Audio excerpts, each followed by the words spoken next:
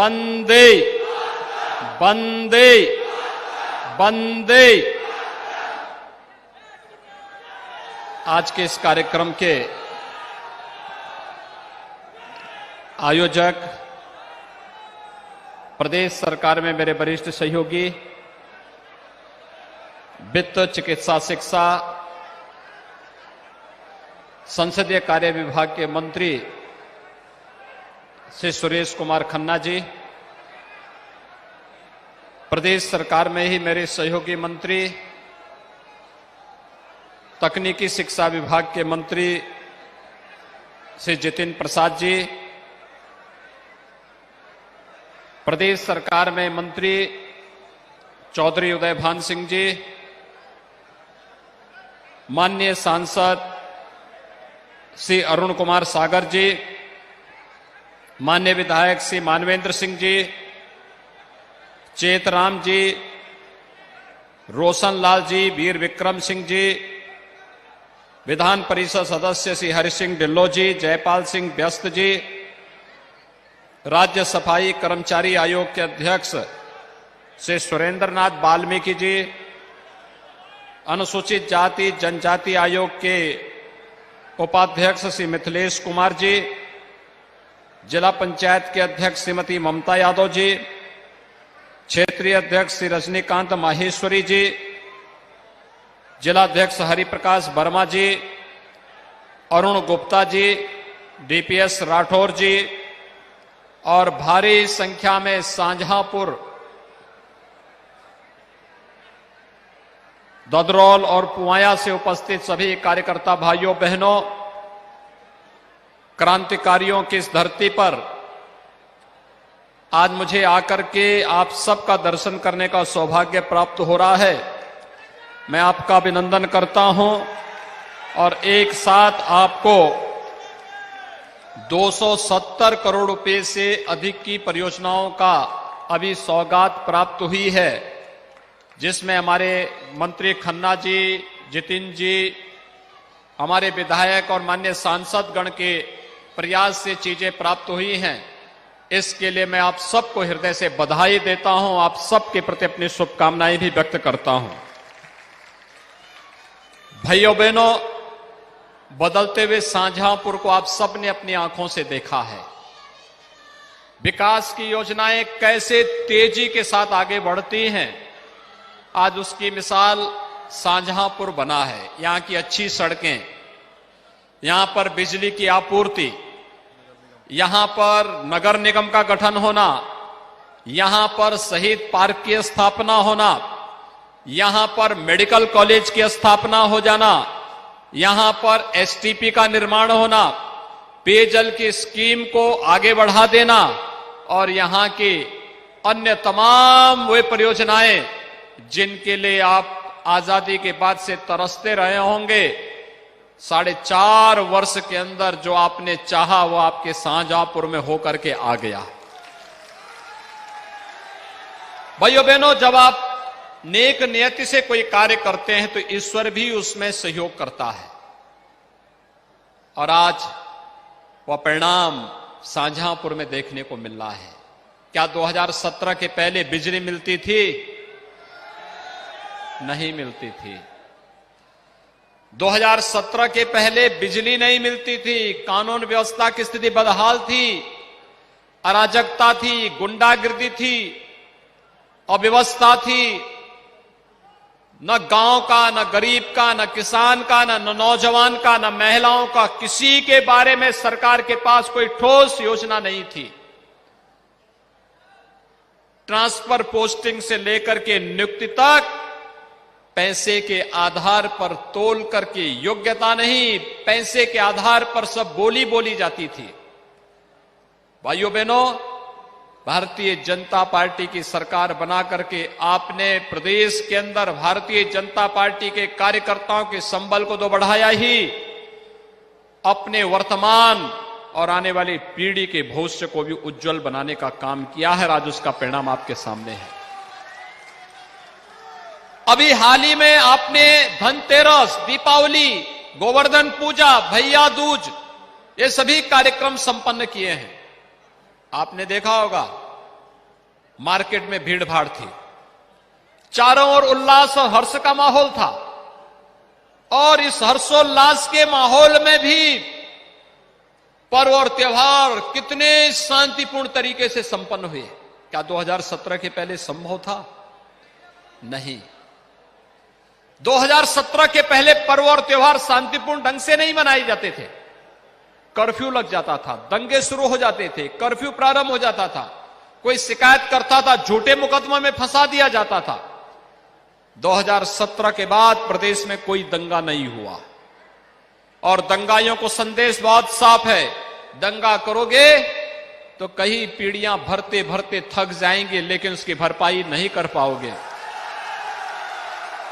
शांति से रहो और शांति से रहना सीखो, अन्यथा आने वाली पीढ़ी का पहले से ही पट्टा लिख करके छोड़ जाओ। पहले जो माफिया और अपराधी सत्ता का सरपरस्त बनकर के गरीबों का, व्यापारियों का जमीनों पर कब्जा कर देते थे, शरीफ लोगों का जीना आराम कर देते, बहन बेटियों के लिए स्कूल जाना जिनके लिए एक चुनौती थी, जो चुनौती बन चुके थे, आज आप देख रहे होंगे अपराधी और माफिया आज किस रूप में आज डरे सहमे हैं, गले में तख्ती लटका करके चलते हैं कि साहब अब जान बकस दो, अब ऐसा दुस्साहस नहीं करेंगे। कल मैं कैराना में था। भाइयों बहनों, याद करिए आज से 5 साल पहले कैराना में क्या होता था। कोई बेटी स्कूल नहीं जा पाती थी, कैराना में अराजकता थी, व्यापक पैमाने पे पलायन हो रहा था। और कल जब मैं गया तो मैंने एक ऐसे परिवार के घर में दोपहर का भोजन लिया जो 2015 में वहां छोड़ करके जा चुका था, 2017 के बाद आया है। और आज जब मैंने उस परिवार की एक छोटी सी बिटिया से पूछा, मैंने कहा अब तो भय नहीं लगता है? उसने कहा साहब भय कैसे, अब तो हमारी सरकार है और गुंडों को जहां जाना था वहां चले गए हैं। याद रखना, जिन लोगों ने प्रदेश की राजनीति का अपराधीकरण किया था और अपराधियों का राजनीतिकरण किया था, इन लोगों के पास जब सत्ता आई थी, सत्ता का तो राजनीति का इन्होंने अपराधीकरण किया ही, लेकिन भाइयों बहनों इन्होंने प्रदेश के विकास को बाधित किया। अपने स्वयं के परिवार का भला किया, प्रदेश की संपत्ति को लुटा करके विदेशों में पैसा जमा किया। लेकिन हमारी सरकार ने कहा कि नहीं, अपराध और अपराधियों के प्रति तो जीरो टॉलरेंस की नीति के तहत काम करेंगे ही, भ्रष्टाचार और भ्रष्टाचारियों के खिलाफ भी उसी कठोरता के साथ निपटने का कार्य भी करेंगे। और इसीलिए आप देख रहे होंगे अवैध संपत्ति बनाने वालों की संपत्तियों को जब्त की जा रही है। 1800 करोड़ रुपए की अब तक की संपत्ति हम जब्त कर चुके हैं। और साथ साथ जिन माफियाओं ने निर्दोषों की संपत्ति पर अपनी हवेलियां खड़ी कर दी थी, आज उन पर प्रदेश सरकार को बुलडोजर जब चलता है और संपत्ति पर गरीबों की आवाज बनने प्रारंभ होते हैं, तो पता लगता है कि फिर वास्तव में ये अवैध संपत्ति अर्जित करना बेकार था। भाइयों बहनों, आज विकास के प्रत्येक क्षेत्र में आप देख रहे होंगे कार्य हो रहा है। अभी मैं इससे पहले कटरा, जलालाबाद और तिलहर विधानसभा क्षेत्र की परियोजनाओं का शिलान्यास कर रहा था। अभी शाहजहांपुर में हूं, यानी दोनों को मिलाकर के 500 करोड़ रुपए की परियोजनाएं अकेले शाहजहांपुर में, शाहजहांपुर जनपद के अंदर। मेडिकल कॉलेज कभी सोचता था कोई यहां का व्यक्ति मेडिकल कॉलेज बनेगा, लेकिन आज मेडिकल कॉलेज शाहजहांपुर में बन गया है। इस सत्र में वहां प्रवेश भी प्रारंभ हो रहे हैं। मेडिकल कॉलेज विशेषज्ञ स्वास्थ्य सुविधा का एक आधार है। और भाइयों बहनों, इस मेडिकल कॉलेज के माध्यम से न केवल बेहतर स्वास्थ्य सुविधा मिलेगी, बल्कि शाहजहांपुर और आसपास के जनपदों के नौजवानों को मेडिकल में प्रवेश की सुविधा भी शाहजहांपुर में ही प्राप्त होगी।